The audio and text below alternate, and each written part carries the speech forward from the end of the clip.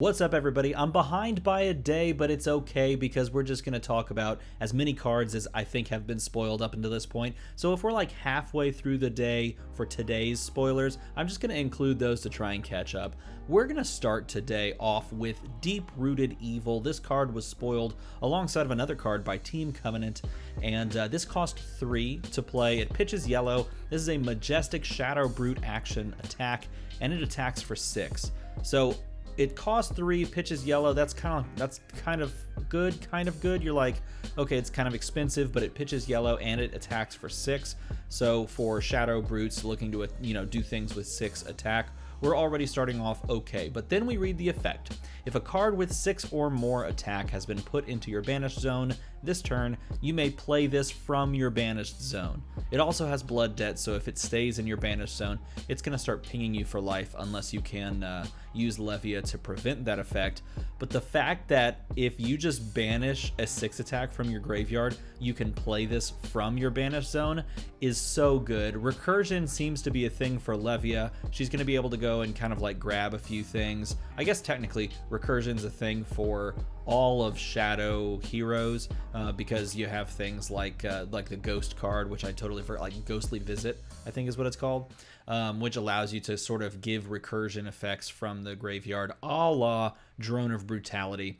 And this has that effect as well, and it being a 6 attack, pay 3 for it, pulls it out of the banished zone, and then you don't have to worry about the blood debt for a portion of time anymore either, is a really cool effect. I like this card a lot, and I think it's really neatly designed to be able to just recurse a little bit. Now, there have been a couple people that have said, like the recursion effect, I thought that was sort of going against the core philosophy, the core design philosophy of Flesh and Blood that LSS has said. And yes, for Drone of Brutality, it pushed against that because you're basically getting recursion for free with Drone of Brutality, right? Its effect says that it's never going to go away unless it gets banished by something, right? Whereas in this, you have to have a specific mechanic to put it in the banished zone. And the number of card effects that allow you to take something from your graveyard and put it into banished will limit the number of times you can recurse this. That's not the right word. Is that the right word? I have to look that up. I have like no clue. It'll be the number of times that you can actually pull this out of your banished zone and play it again based on the number of cards you put into your deck that allow you to have that effect. And so there is a limit to how many times this can go. There is a very distinct deck building choice that you have to make with regards to how many times you want to play Deep-Rooted Evil from your banished zone, because you have to include those cards that actually do banish this from graveyard. And therein lies the fundamental difference between these kinds of effects that allow you to play cards from the banished zone and something like Drone of Brutality that is basically baked in to the card text that it's never going to go away. Alongside of that card, Boneyard Marauder was a card spoiled by Team Covenant, and this is actually the card that they have an exclusive alt art promo version for. So if you buy the Team Covenant product, I guess they call it like a subscription service. If you invest in their subscription service, then you get access to this card. And I think the art on both versions looks absolutely insane. This one looks really cool though. Boneyard Marauder comes in a cycle. It's a common, so it's red, yellow, blue. It always costs 1. It always defends for 3. The red here attacks for 6, and that's an important distinction to make. It's a Shadow Brute action, so it can't be used by Rhinar or Kaio, and it says, as an additional cost to play this, banish 3 random cards from your graveyard. So again, we look at this and we say, okay, there's one of the effects that allows us to banish cards. How many of these will be in the deck? That matters for recursion. So this one literally is just a 6 attack, and you get the possibility of banishing 3 cards. And maybe that's a good thing, maybe that's a bad thing. It really just depends. It also has blood debt, so if it itself is banished, when it goes into the banished zone, it will start dealing you a damage unless you can prevent that each turn with a Levia banish a 6 attack kind of a move, right? But this is one of those cards that you could banish to trigger Levia, and therein, I guess I said therein lies already. Therein lies another good point that this card gains. It's another like plus. It's a pro versus a con, is that it's a 1 attack or sorry, a 1 cost 6 attack card. And because it's a 1 cost 6 attack card, you're already like, yeah, that's sweet, that's pretty good. It also allows you to discard, or sorry, in this case, banish 3 random cards, allowing you to kind of do the Levia effect and not take damage. And it itself, if you play the red version, can be one of those cards that can be banished. So it's like tailor-made for Levia, and that's pretty cool. Speaking of tailor-made things for Brute and Shadow Brute, this card is sick. Deadwood Rumbler is a 3-cost cycle card, so this is the red one, that attacks for 8. It does not defend at all, but it attacks for 8. It says draw a card, then discard a random card. If a card with 6 or more attack is discarded, banish a card from your graveyard. So here's a cool thing about this card. And again, I go back to the way that Brute plays normally. When you're playing Brute with a less than optimal hand or a lower than average number of cards in hand, sometimes you run into the issue where Brute cards will require you to discard a card as an additional cost to paying like 2 or 3 or 1 even, and you may run into a hand where you have like 2 cards or 3 cards, and you want to play something, and you have to pitch resources, and you have to discard, but you may not have enough resources to pitch to pay for the card that you want to play. And if you did have those resources, you wouldn't have the card to discard from your hand. This gets around that by drawing you a card and then discarding you a random card. It gives you that 1 extra net card to discard after you've pitched the card that can pay for this. And that's exactly what you need, because this costs 3. So you want to pitch a blue for this, and you want to discard a, like 5 or 6 or whatever kind of attack card from it. You may want to banish a card from the graveyard on your turn as Levia because it prevents you from taking damage. You may not want to, depending on what you have. But the fact that this comes in a cycle and the red is 8 and the blue is 6 means you run like all of them. You run all of them, which is really good. That's exactly what you want in a common.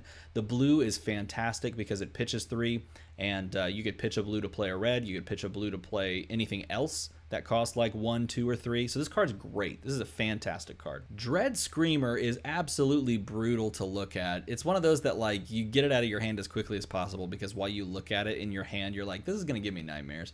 It costs 2. It's a Shadow Brute action attack as well. It defends for 3. That's good. The red here in the cycle attacks for 6. Otherwise, it goes for 5 or 4 based on the yellow or the blue. And as an additional cost to play this, you have to banish 3 random cards from your graveyard. If a card with 6 or more attack is banished this way, it gets Go Again.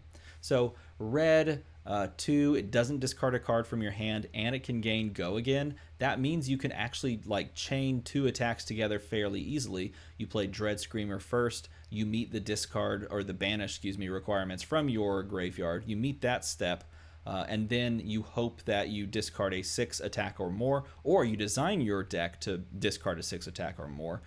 This gains Go Again. You play something else from your hand, pitching the 4th card from your hand, and it has some big effect as well. So this is a great little chain card, and the fact that this one comes in a cycle is like because you probably are always playing the 6, but maybe you run a smattering of 4s and 5s attack wise, I should say, like the yellow and the blue, because you don't necessarily always want to hit like a 6 in certain scenarios. I don't know. I think it's going to take some messing around and balancing just to see if you always want to run 6, if that's like just the strategy, if that's the play, or if you want to kind of mix it up and have some varying other attack amounts and allow you to have more pitch costs, more pitch abilities, like pitch for yellow and blue. Now we get to talk about Mutated Mass, which costs 1. It pitches blue. It's a majestic.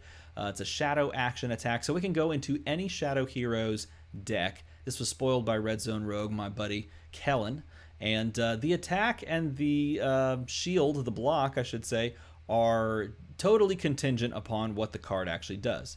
You may play this from your banish zone. It starts off pretty well. And it says I almost said mass mutation. Oh my gosh, that's a completely different game. Mutated Mass's attack and shield or block is equal to twice the number of cards in your pitch zone with different costs. So if you pitched 3 cards, a 1, a 2, and a 3, like a yellow, a red, and a blue, then that would be 3 different cards with pitched costs, 3 different pitch costs. and or I should say different cost, not pitch cost. If you pitched like a 2, a 4, and a 5, for example, cost wise, that would be 3 different cards that you could pitch. This would be the 4th card that you play. If you chose to play it from your banish zone, that'd be actually kind of cool too. And you're always going to have to pay 1, but let's just say that you pitched 3 different things. 3 times 2 would be 6, so this would be attacking you for 6, or attacking your opponent for 6, which is kind of cool. I think the most interesting thing to me about this card is the fact that it can have a variable amount of block on it at any given time. If you don't have anything in your pitch, it doesn't have any block at all, and that's a downside. But if, for example, you pitch a card to play a defense reaction, then all of a sudden this does have a blocking value. If you've pitched to play instance or anything like that on your opponent's turn, like you pitch a card to play Art of War, you pitch another card to play a defense reaction, then this can gain block pretty fast. And I think that is really interesting. As far as attacks go, I don't know how big you can make this. I think it really depends on how many cards you can play in a turn, how many cards you can like draw into in a turn, and then like what you're actually pitching for. I think that's the biggest thing. You're going to have to pay for something. You can't just pitch for no effect. You have to pitch for an effect that you're trying to trigger.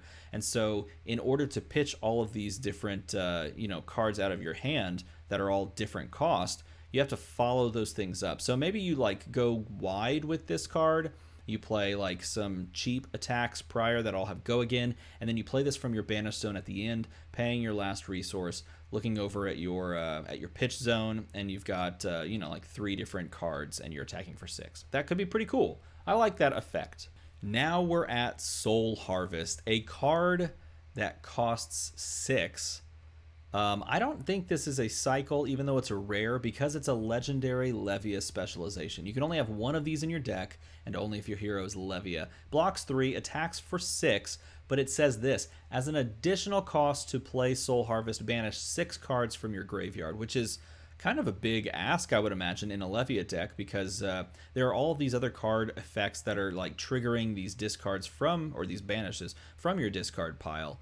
And if that's the case, then you're going to have to like take a turn off of cards like those so that you can build up 6 different cards in your graveyard if you're like really trimming through your graveyard. Maybe that's not the case. I think we might have to play with it, but that seems like that at first glance to me. Like you're going to have to build up your graveyard before you can actually play this card so that you can banish the 6.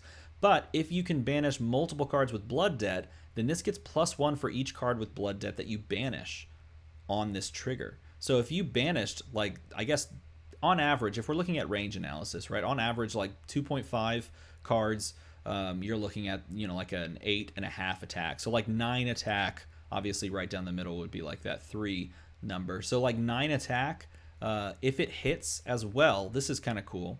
Banish all cards from your opponent's soul. They lose health equal to the number of cards banished this way. So not only if you're playing a light hero that's building up a soul, not only if this hits do you get the damage that this does, you also get the over-the-top damage after banishing their soul.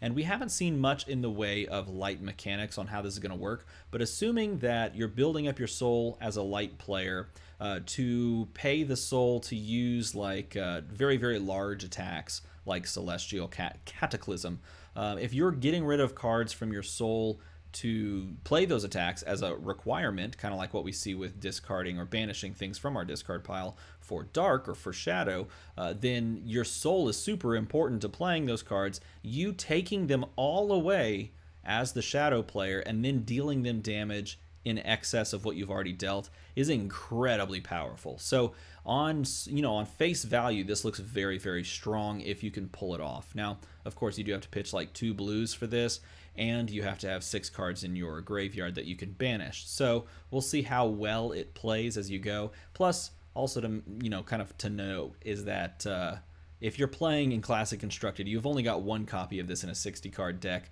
so drawing into it is kind of half the battle, right? Terralim from Lim looks really good. I just want to start by saying I love the coloring on this card. The incorporation of obviously the green, the red, but then the sunburst yellow on the knees.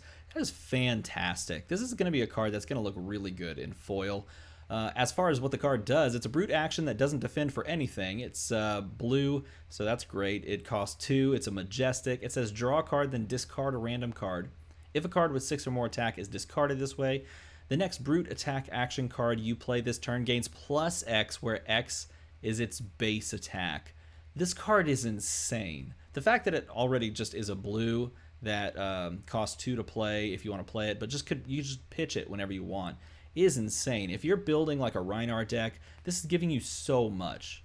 It's disgusting. Like, okay, so you draw a card and then you discard a card. So as long as you're not drawing into something that fails you on the discard, you're drawing into a card and you're discarding a 6 attack action card if you're playing your cards right, and you're getting a Reinhardt trigger for the Intimidate. Then the next brute attack action card you play is going to gain plus like 6, right? Or 7 or 8. That's so gross. This card is insanely good for brute. Now, the fact that it doesn't block for anything is a problem, and obviously because it's an action, it doesn't have like an attack, so if it gets discarded, then you've got problems. But just straight up, this card is good. Tell me if I'm wrong. This seems absolutely insane. Not only that, but man, that art is brutal and also beautiful in a weird way. Now we come to Surging Militia. This is a perfect limited card. If you're playing limited and you find this, you should be happy. Surging Militia costs 2. It's a common, so it comes in a cycle. Defends for 2. That's unfortunate. I mean, that's all generics basically. The red attacks for 5, yellow attacks for 4, which a yellow for 4 is really good. I mean, technically you're paying 2 for it, so it is a little under, but what it does, kind of comes into play here. And the blue attacks for 3. But it says Surging Militia has +1 for each non-equipment card defending it. So if you're attacking with the 4, for example, your opponent blocks with 1 card from hand. This thing bumps to 5. Okay, so they were gonna take 1. Now they have to take 2. If you are attacking with the 5 here, they block with 2 cards from hand. This pushes to 7, so it goes over the top on the breakpoint in that instance, which is the best case scenario for you as a player in a limited thing. A card in Surging Militia that can attack for 5 and then demand your opponent to either take 3 by blocking with 1, because again 5 would bump to 6 when they block with 1 non-equipment card. They take 3. Or they block with 2 cards and they still take 1, guaranteeing like a hit, and maybe there's some on-hit effect, like in the hero that you're playing that triggers, or just some threat that you can gain off of hitting. This card is really good in limited. This is a really fantastic card. If you find yourself drafting this set, I would consider this card I don't know about fairly early on. Maybe fairly early on, depending on how the pod looks, and depending on how open you want to stay. This is a fine card to pick up, particularly the red one. Even though you can't pitch it for much, if you can get some yellows and blues alongside of this, it's super solid. It seems really good in draft or in sealed.